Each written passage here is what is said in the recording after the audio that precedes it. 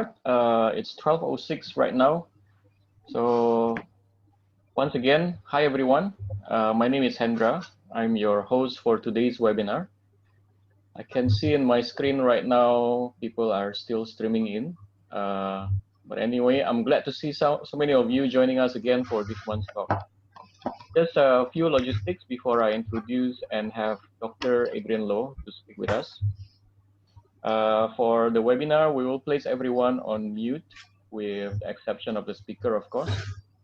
So during the session, if you have any questions, please feel free to type in your questions in the chat window anytime. We will attempt to answer all these questions during the Q&A sessions, which is right after the talk. Okay? You can also choose to ask your questions during the Q&A session itself by unmuting yourself and speak directly. After the Q&A, we will have a breakout sessions just for everyone to have smaller group discussion on the topic, or simply for everyone to say hi, connect, and catch up with one another. And lastly, just for your information, we will be recording these sessions so we can share this talk in our YouTube channel for those of us who are unable to join today. Okay, so today we have Dr. Adrian Loh as our speaker. Please welcome Dr. Adrian Loh by giving him a hand-waving sign or any other ways that you can think of. So Dr. Adrian Loh is a psychiatrist in public practice. He has a professional interest in the mental well-being of youth and working adults in the marketplace.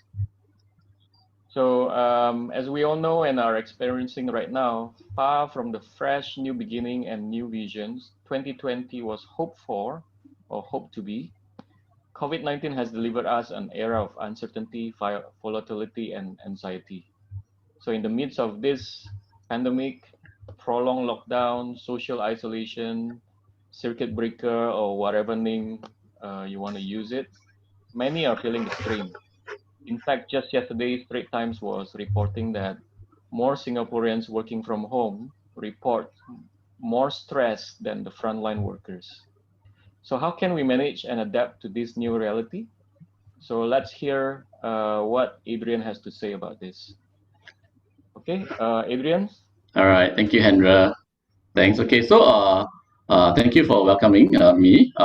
Thanks to the NBC friends for inviting me for this talk. I must say that I've heard a lot of it from my friends here, Sin Ching and Hendra, and I'm really excited that I get a chance to be here.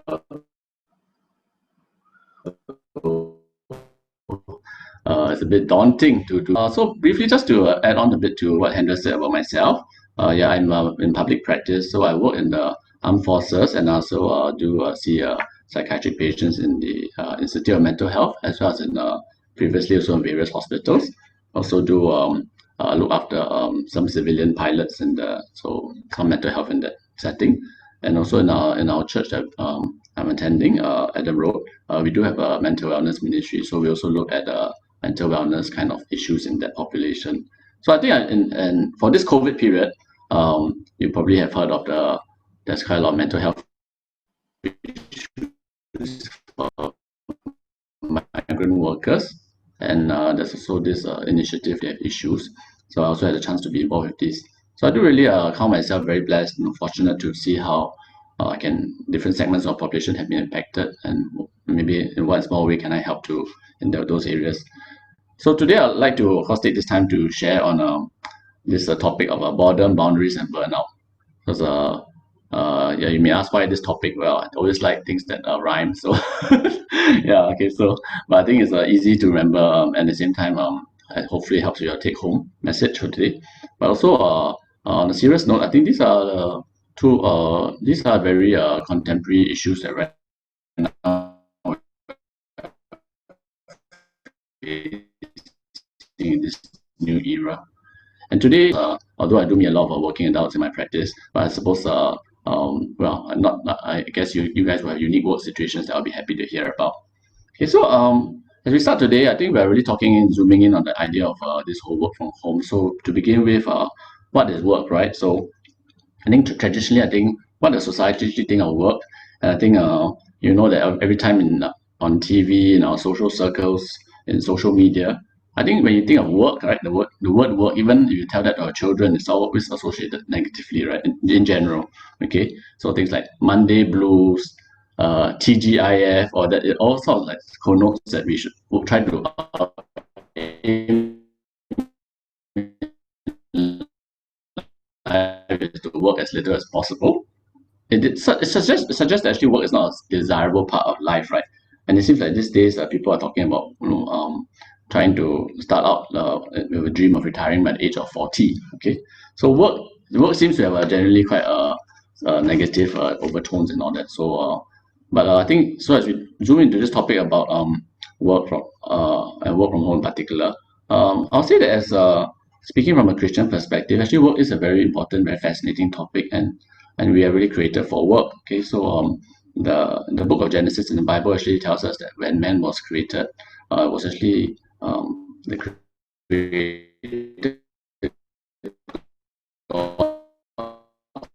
intention for him to be effectively in charge. Yeah, good. It was meant to be meaningful, purposeful. So that the idea, when today modern idea of work not being good, is actually not the original intention and original design of God. Okay, what we do know that also from the same part of the Bible is that work became something which is became much more hard, became full of toil and weariness when actually sin or the turning away from God entered the world. So what that means in today's language is that uh, for you and me, work will always have some unpleasant aspects. Work will be tough, and that we will be tired, and that's the reality that we all experience. But what we're trying is always trying to redeem what we can from apply wisdom to see how it can always be made as close as possible to the original intention of work, which is one to be purposeful, which is one to bring bear fruit literally in this world. Okay.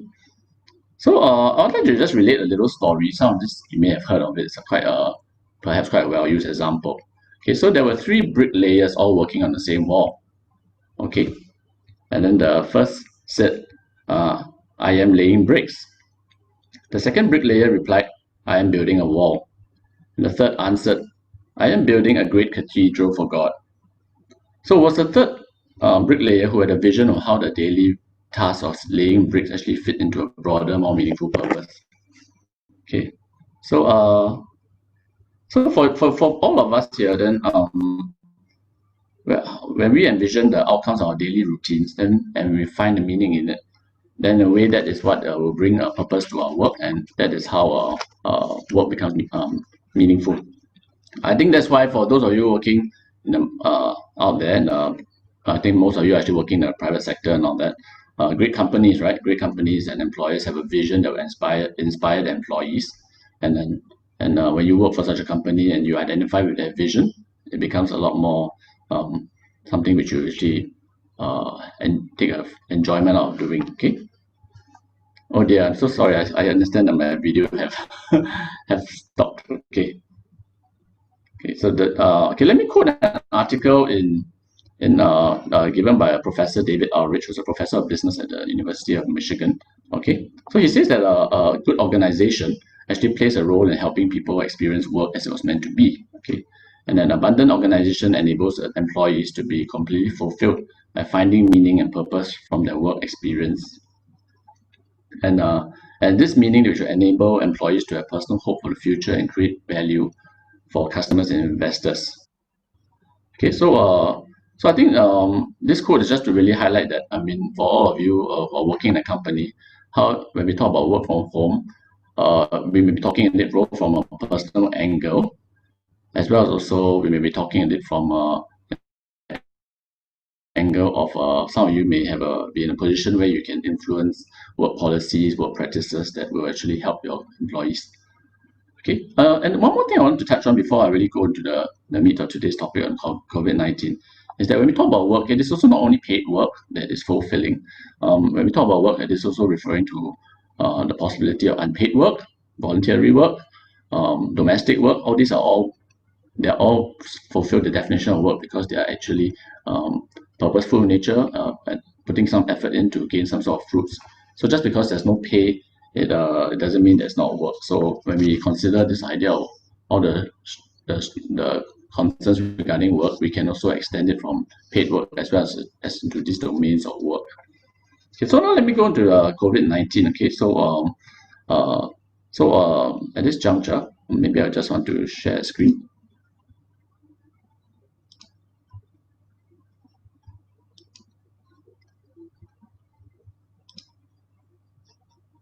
Okay, so you're able to see the screen.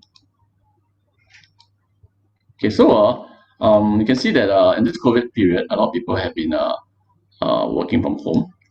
And surveys I just done in May, actually 90% of people want to continue working from home. Okay, so I think if you're interested, you can always go and check this out.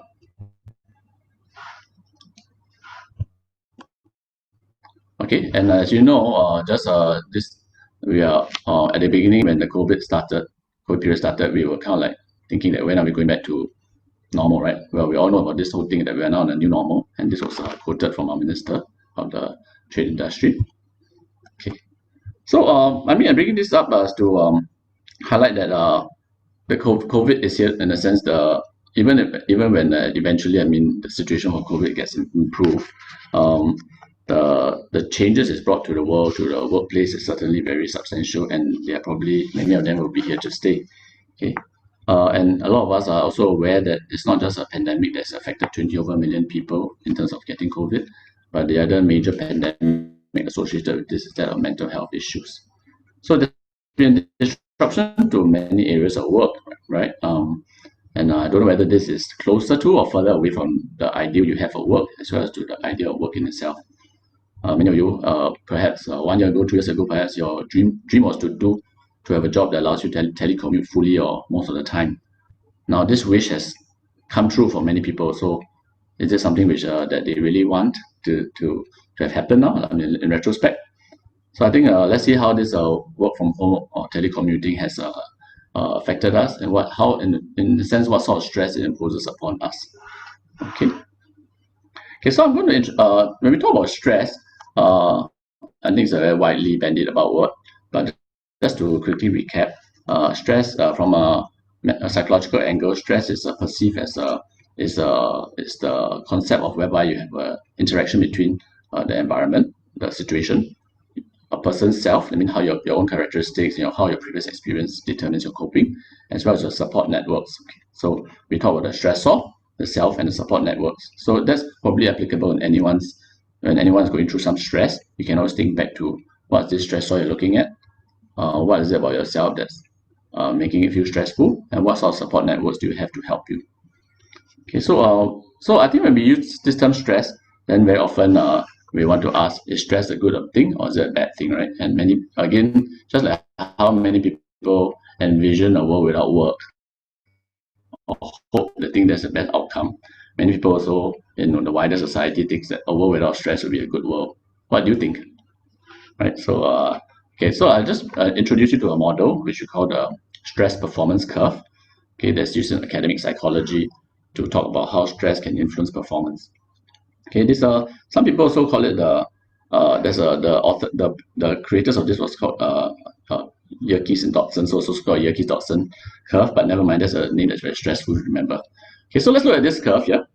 You can see that along this line here, yes, from the x-axis, you're seeing a low stress level at this side and high stress level on the right side. So left hand side, low stress level, right hand side, high stress level. And on the y-axis, the performance axis, basically the higher it is, with a bit of tweaking, it's actually quite beneficial to use this model to explain how stress interacts with performance. Okay, so actually I would like so this is the area where we're looking at. For any of us, we want to be able to perform at this level, to be able to reach our peak, and this is when there's optimal stress.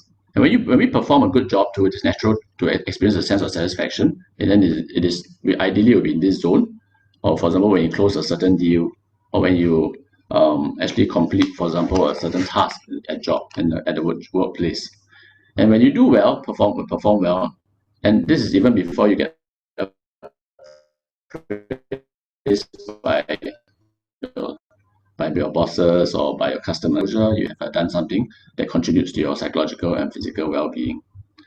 But yet in this model, whenever the stress goes too much to the left or to the right, you find that they will actually impact your health, right? So you see on your left side, it has things like inactivity and boredom. And on your right side, you get burnout and breakdown, which we'll talk about more later. So what happens is that in a very strange way, COVID has kind of like brought this, which has brought office into our homes, can essentially led to these both extremes on the left side and the right side. And that's why I'd like to talk a bit about this. Okay, so the first one, boredom. Okay, so boredom would be, I'll say that in a very broad way, it occupies the left side of this curve when you have very low stress levels. And with boredom low, so they want to retire early, they want to be able to have a stress-free life and retire, right? But actually, this what we do know is the studies to show that many people who do so actually go on to experience emotional and psychological challenges.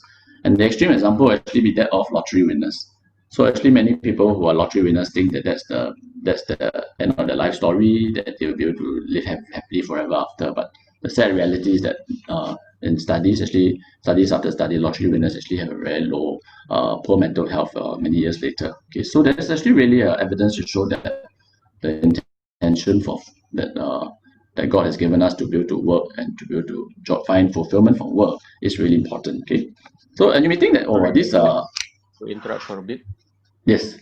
Yeah, so your connection is a little bit not very good. So can I suggest that you also connect from your phone? So you speak through your phone and then you can present through your laptop. Oh, I see. Connect through my phone. Okay.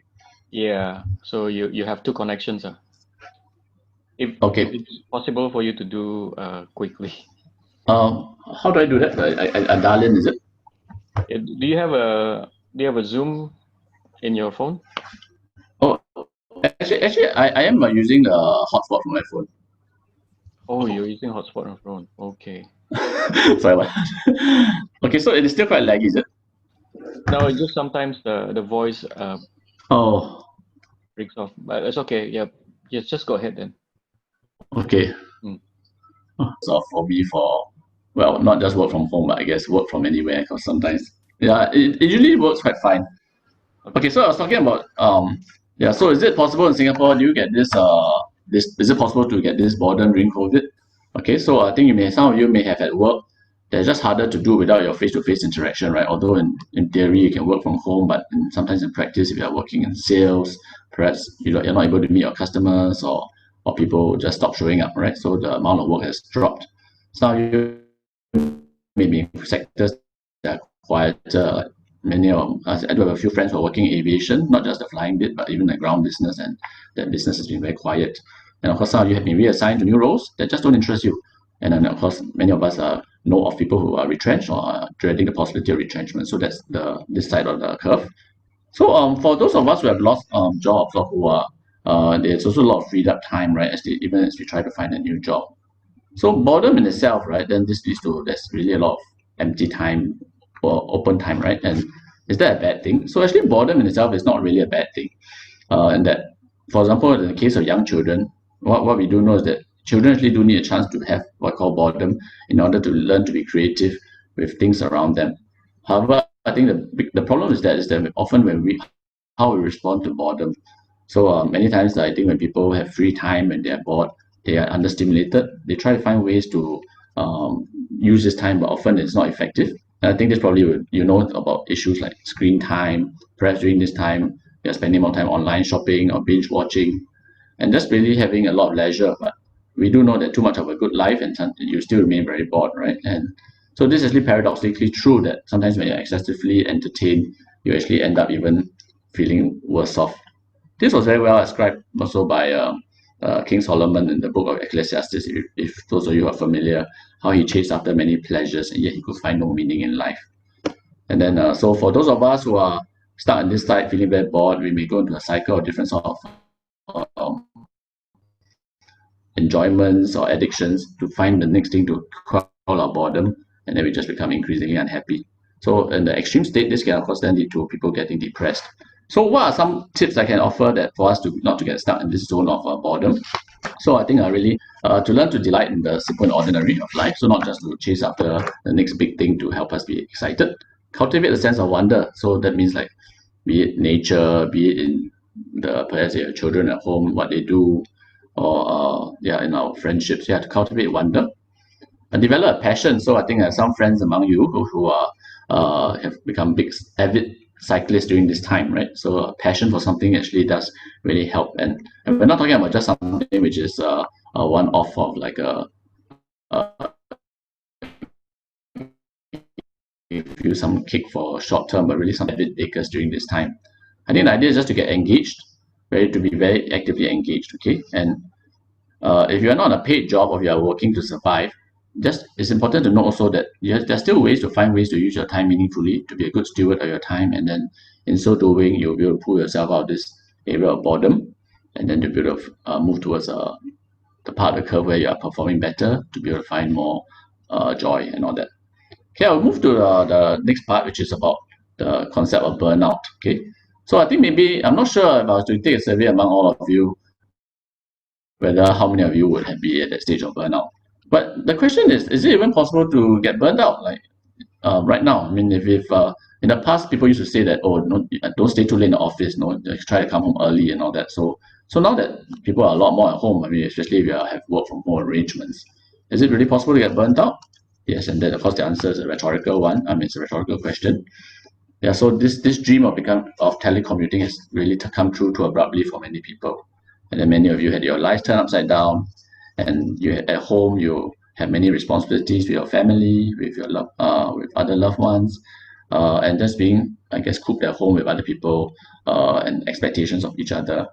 A lot of strain in many areas, and then the work itself. Okay, so even right now we're using Zoom, right?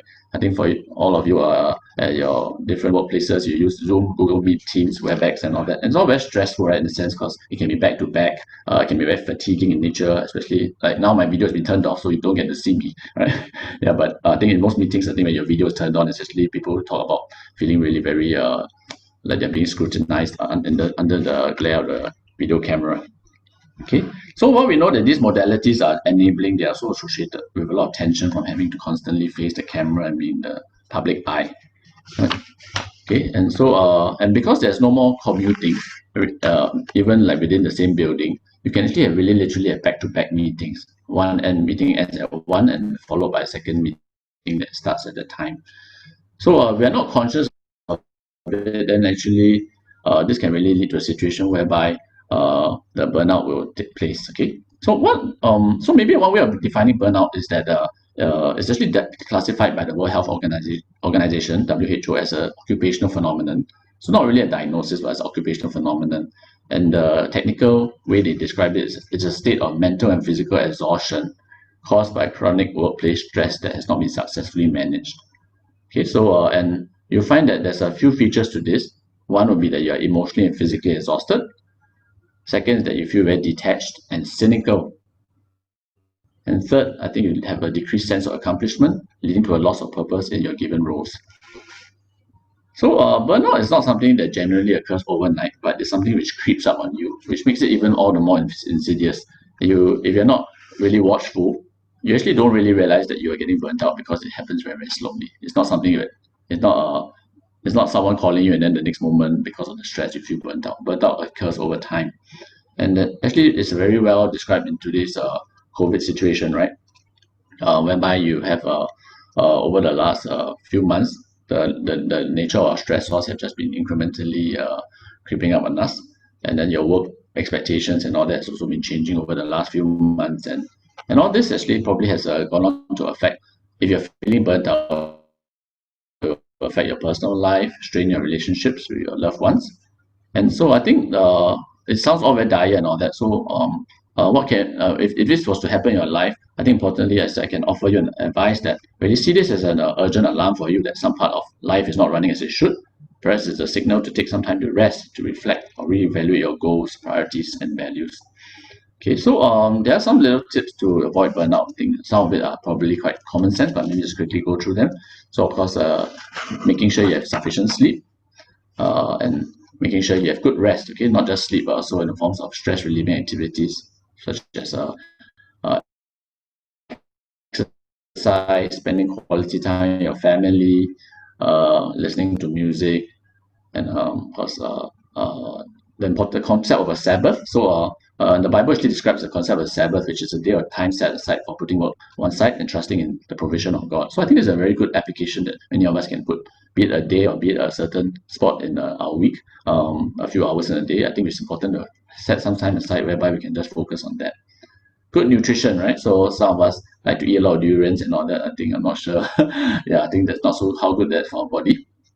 And then of course avoiding drinking excessive alcohol. So all these are just good general tips, but which together with uh, other areas of work management will help us to avoid the phenomenon of burnout. Okay, so let me move to the next slide. Okay, so we talk about the COVID-19. So just now, Hendra alluded to a study yesterday that was published in the Straits Times. So this is the one that was actually done by the NUHS Mind Science Center to look at people how stressed they are by COVID-19.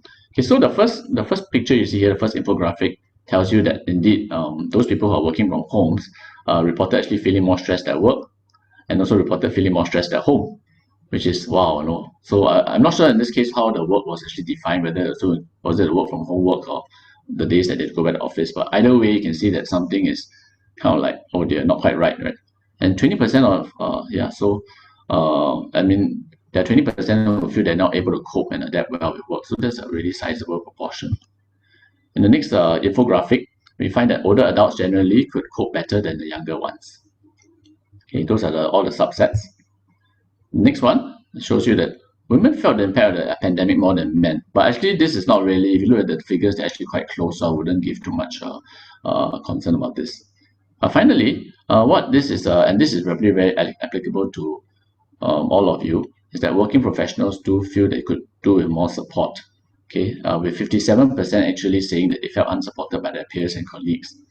So, so I think that's the part that I guess is quite something that's just quite worrying. So you see the bars in red as opposed to students and non-working adults. You see that actually working professionals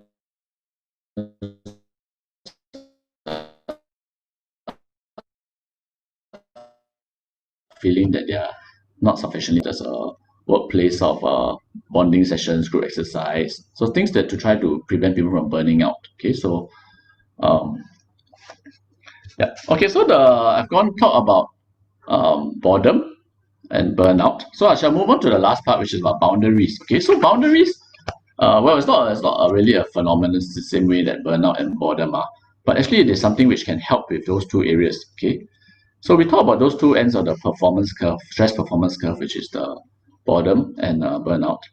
So what actually do we mean by boundaries? Okay, so for all of us, I mean, just as a common understanding, this refers to guidelines, rules, or limits that a person actually creates to identify reasonable, safe, and permissible ways for other people to behave towards them, and how they'll respond when someone passes those limits. Okay, so as you know, in COVID-19, where there's work from home as a new norm, there's many being able to establish and maintain such good boundaries has become very paramount. I just like to tell you, as myself, that I also struggle with it. So this is something that's a work in progress for me, as well as for all of you, I'm sure. Okay. So one area of we talk about the boundaries is between your work and personal life. Okay, so this is where I talked about earlier on trying to prevent burnout. So try to discipline yourself to stick to regular working hours, mirror your office working hours as far as possible, right? Because you can telecommute, it's possible for you to be working all the way to 12 midnight and past it, but that is not healthy. Okay, so try to do some conscious planning on this part, and also plan sufficient breaks at home, right, to set some boundaries. You should try to ideally have a work area which allows you to know that you are actually working, as opposed to just relaxing at home. So you can use visual indicators to help you. For example, actually dressing up to go to office, right? You might be at home, but just even a change of clothes can be something which signals to yourself as well as to other family members that now you're at work. Or it could be getting your coffee, your cup of coffee, that's your routine that you used to do at work, that can help you to remember that now you are at work and set yourself in work mode. Okay, outside office hours to avoid checking your emails and of course your WhatsApps and every other form of messaging. Well, this is of course sometimes harder said than done, but it does take conscious discipline. Okay. I also like to quickly introduce the concept of a margin. Oftentimes we schedule things such that it's all very tight back to back to schedule in margin, which means that you give yourself a buffer such that when things crop up, that you can actually attend to these things without having your whole schedule all compressed. Okay, and importantly, when you establish boundaries, which will help you to have a good personal and work separation, it's important to try to communicate these boundaries to other people. I mean, you can have all these boundaries in your mind, but if people don't know about it, then they may keep on infringing it, and it may just cause a lot of acrimonious relationships if you don't actually explain to people calmly what's the purpose of these boundaries. Okay, I'll move on to another kind of boundary that I thought that is quite pertinent. It's the boundary between what we call leisure and work. Okay, so also being working from home, because now you have your leisure at home, you're at home, you actually have all the freedom in a sense to access your leisure all the time, which it can be online shopping, gaming, internet use, whatever, right?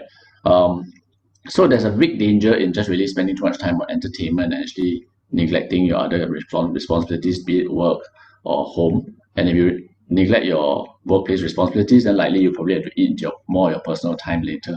So I think trying to establish boundaries in this area is also important. So try to ensure that you set a certain scheduling for yourself in terms of how much play time and all that, not just let it run freely and all that. I mean, while you work, of course, you need breaks, but it's very easy for a 10-minute break to become an hour or 2 hours if you get into hooked onto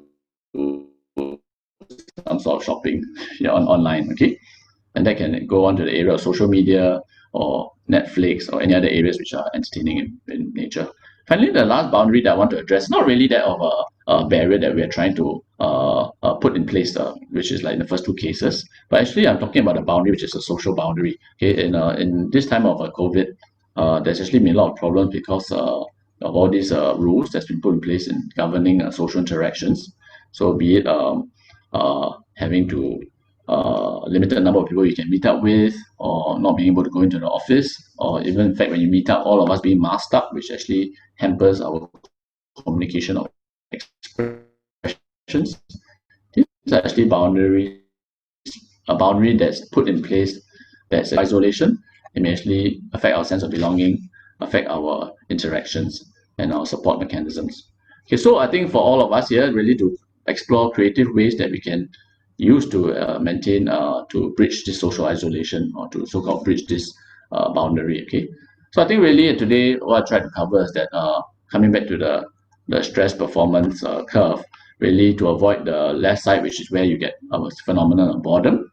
On the right side, the phenomenon of burnout, and then to be able to establish appropriate boundaries, that of work versus personal time, as well as leisure versus work.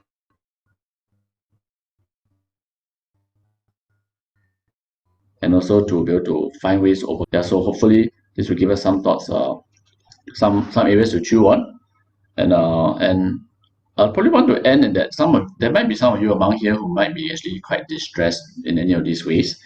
And typically, I think when we talk about these areas, we also want to um, highlight like some way areas for you to get help. Okay, so in Singapore right now we are running a national care hotline. So actually, this is a very useful avenue to get help. Okay, just need to Google national care hotline and you get the full details there. Otherwise, if you prefer to face to face, you can actually go to any polyclinic, or in fact, there are actually many online counseling avenues. I think many of you here have been invited by the NBC friends and all that for today's webinar.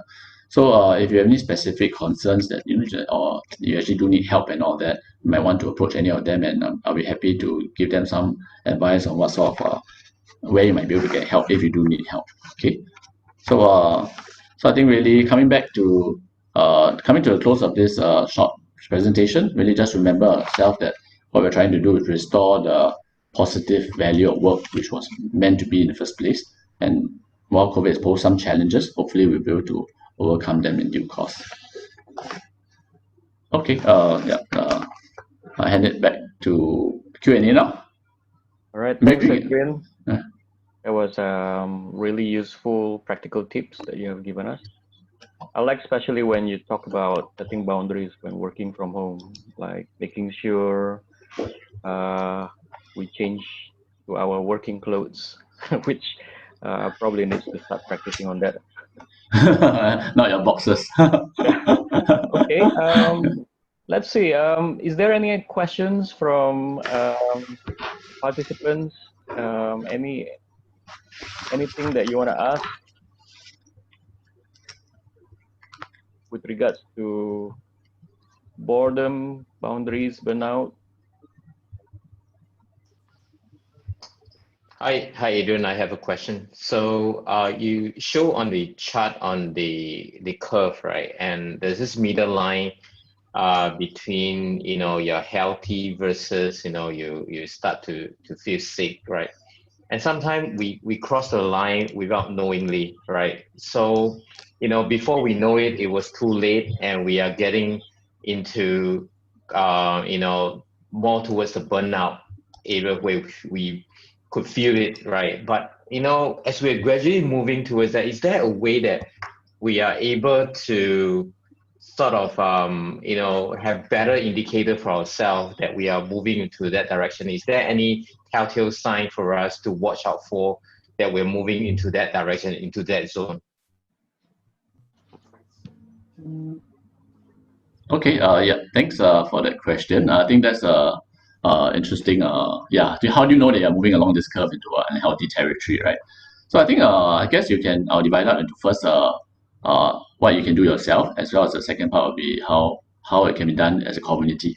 Okay, so I think for yourself personally, I'd like to suggest that to take stock, and if you're able to and in the first place, try to establish the healthy boundaries, which I talked about in the last part of my talk. Hopefully that would be a preventive in nature, that you don't actually progress along this curve. Okay, so that's the preventive part of it. Now then, but of course, if it does happen, then so what?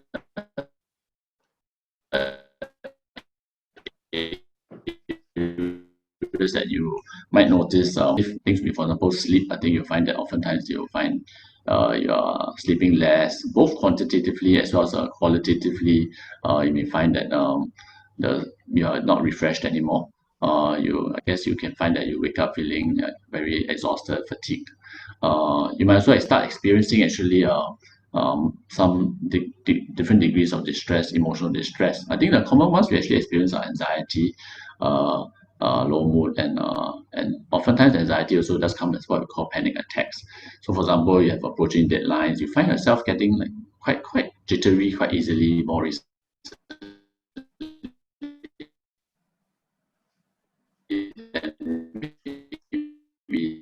there's a possibility of moving into that zone. That both the preventive as well as what if it sets in, what you can do to pick it up. As a community, though, I'd like to suggest that actually that's where each other come into play. Perhaps the tricky thing is now when you're working from home, we don't see each other in the office, so maybe harder to keep tabs on each other. So that's where I guess being able to keep a watch out for each other on our lives, finding out how each other is doing, scheduling time for catch-ups that are not just talking about work, but maybe just how each other is doing. That can be very valuable, and that can be the setting of colleagues, as well as also I guess within the family, within your relationships, be it if you're married or, with your uh, other significant partners or anyone else in the family. If you give each other feedback, I think that'd be very helpful, right? If I myself, I think sometimes my wife will remind me from time to time that that recently, like, no, I seem to be like working very long hours, or like attending to more work matters after the time that I should be resting. Then I do try to take note of it. Of course, I would sometimes defend, protest, and say that no, I'm not. But actually, I know that she's coming from a position of which is quite right, lah. So I think that's where the mutual accountability, both at home as well as in the virtual workplace, still applies. Yeah. Thank you, Adrian. Okay, thanks. We have a question here on the chat window from Jane. Is it okay to feel disengaged with your teammate due to no FaceTime since March 2020? Is it healthy or am I stressed? Okay, I think yeah, that's again, a very, very pertinent question. So it's been since March, right? So that's actually 5 months of no FaceTime. And I think that that's really a major, I think it's something we wouldn't imagine like a year ago. Yeah, I mean, probably for when you're at the workplaces, you probably look forward to tea breaks or maybe catching out in the pantry or maybe going out for lunch or not just that kind of things which help to make you gel with your teammates. But now we're in a world whereby it's mainly about work and it's all through virtual means. So yeah, it is very disengaging by design. So I think that feeling of feeling disengaged is very understandable given the circumstances. And it's good that actually, Gene, that you pick it up. But I suppose, is it something that we want as an ideal? And I think I would say that, of course, it is a good sign. It is, in fact, one of the warning indicators that the work from home arrangement does need looking into. So probably looking at ways that how you can start to increase engagement even in a virtual front. I think many different companies have very interesting practices. I do know that some companies have, I think DBS, I don't know any of you work in DBS, have things practices about working, having lunches from home. So actually to set aside time whereby you just catch up over a meal rather than talking about work. Well, I'm sure that also comes with its own stress source, but I think at least it's quite a creative way. Other things can be also engaging in social activities together online. So not just, maybe not much fun watching each other eat, but maybe like taking part in a class together. So I know that the Sports SG, the government sports body, has actually been coming up with programs which different companies can subscribe to whereby the employees can be encouraged to take part together, and that hopefully helps to increase engagement. Other ways, I suppose, is just to be able to. While we work from home means you might not be able to go to the office, but I think there's always a possibility of still meeting up on one-to-ones or in a small group, right, within the safe distancing measures. So I think if you can do that, I think that will always be ideal. Of course, if you work in a very, very big team, then you probably need to break up the that kind of arrangement such that you won't be burnt out doing that. Yeah, if you meet up with like 60 members of a team and you think you're going to get burnt out, so probably you need your team leaders and sub leaders to kind of like share that important role of catching up with different people and all that. Yeah. Okay. Yeah. There's another question from Ling Yan. Given that many companies are squeezing people now that employment market isn't good, many of our friends are burned out, but their companies are not supportive. So how do they manage their bosses in that case? So I like this. How should we manage? Wow. How do you manage bosses? I'll say that managing bosses is very, very hard. Yeah, but okay. I guess it depends on the culture of your company. If you're, typically, it's if you're in the bigger companies, the MNCs, they are supposed to have better policies in place to encourage employees. Things like even whistleblowing, things like or even things like employee assistance program, whereby you can speak to someone confidentially for some sort of counseling. But I think if you are more working in maybe more SME kind of or other companies, maybe it's not so, this kind of practices may not be so endorsed.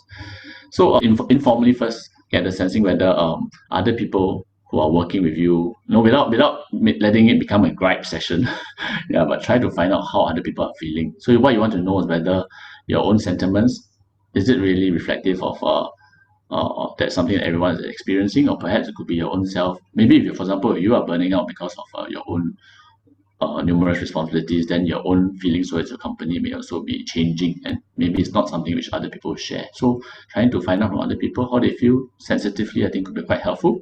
And if you do discover then that everyone's on the same page, that yeah, and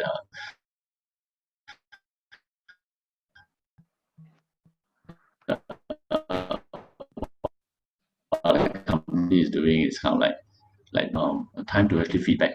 Yeah. I suppose it depends on how it works in different companies. Today you can't have the situation whereby multiple employees seek a meeting with the boss, I suppose, because of the restrictions on numbers.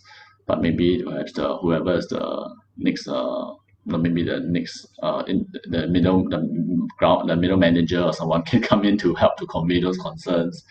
Or perhaps if you're depends if you're fairly good enough terms, maybe you can even try to give some positive feedback to HR. I'll say that companies, ideally during this last 5 months, they should be proactively looking at this area and not neglecting it. So it could be in the area of both proactive, preventive advice on how to stay well, how to manage your work schedules, how to use your time well, how to reach out to other people. But at the same time, also the company should not just be sending out preventive messages, but also trying to have their sensors out, both either formally or informally, to find out how people are doing. I do know quite a lot of employers are actually sending out surveys to try to get a sensing of the morale of their employees during this COVID time, and I think that's actually quite valuable. But of course, it's up to the company. I mean, the companies need to know that that's important if you want your employees who are working well for you to continue having that sense of engagement in the company in the long run. And I mean, it's important that the companies don't think that, oh, because it's COVID, everyone is scared of losing their jobs. So I don't really worry. Either way, they have no place to move to. Then I think that's a very regressive way of looking at it. I think hopefully companies are more enlightened. They're able to see that positive morale, mental health of their employees will go a long way towards long-term benefits to the company. Okay, thanks. There is one more question. Can you share any insight in the long-term impact on teenagers with reduced and what can be done? Okay, wow, that's a major, I guess, question actually. Yeah, so Joshua, thanks for asking that question. I'm sure perhaps many of you who are parents of teenagers, you probably do know that's a concern. Okay, I think I'll take it on two fronts. I think first of all, it sort of like depends probably maybe where the bulk of their friendships lie. For those teenagers where they have most of the social group, their friends actually are in the school. I'll say that one of the very positive things that's happened in Singapore is the decision actually to resume school and all that. I do see it in my own children as well as friends' children, that I think that going back to school has been generally quite positive. When they have good friends, they're in school, they're on good terms with their classmates, then I think that was quite beneficial. But of course, there are then of course teenagers who maybe they don't really have so much friends in school. Maybe their friends are more in other settings, so they don't get to see them. Okay, so then will this lead to any long-term impact? And yes, definitely it is. I mean, it's a potential contributor towards increased social isolation. Increased social isolation that will, in a sense of decreased social belonging, that maybe really predispose you towards more depressive symptoms and all that. So I think really, I think to put it in short, I think that it does increase your risk of developing depression in teenagers and all that if it goes on for unabated. So you're right. I think something should be done. I suppose I think the important thing is that now we're out of circuit breaker. We can have people at home, right? It's just that it's limited up to 5 people, so maybe it will increase later on. But within the numbers that's allowed, I think it's actually possible to try to open up our homes to your teenagers' friends. That would definitely help, right? And when they come over, actually, then we're back to social interactions. That's the most direct way. But maybe perhaps you feel uncomfortable about having so many visitors, or their families don't want them to go visit other people's homes. That's also understandable. Then I suppose then is to find quality ways of improving interactions. So I think what I mean by quality is that oftentimes, a lot of times, there may be interaction through social media and all that, but there may be no substance to it. A lot of it's just sharing of videos, comments, a lot of things which are not substantial and go deeper. So I suppose try to increase quality. I suppose try to encourage them to consider using these platforms like what we do, like right now, in using all these video conferencing platforms.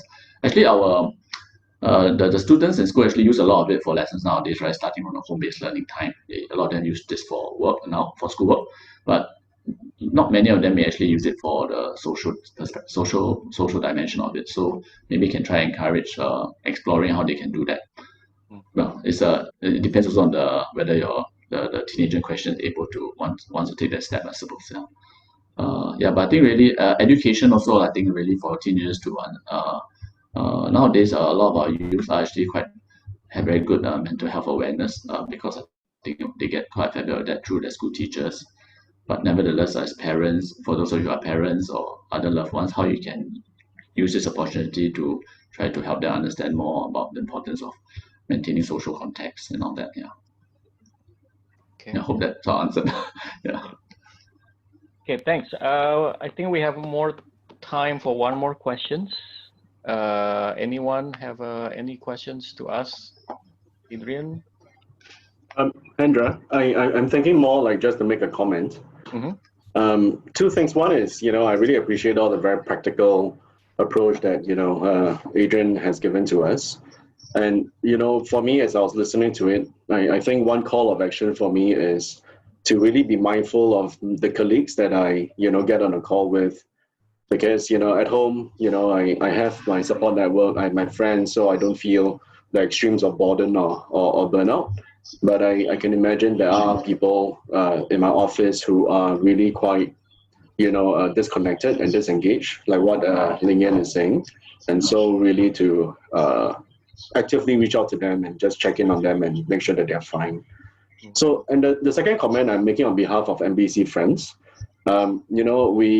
we are really here to serve you, especially those who work at or near Maple Tree Business City.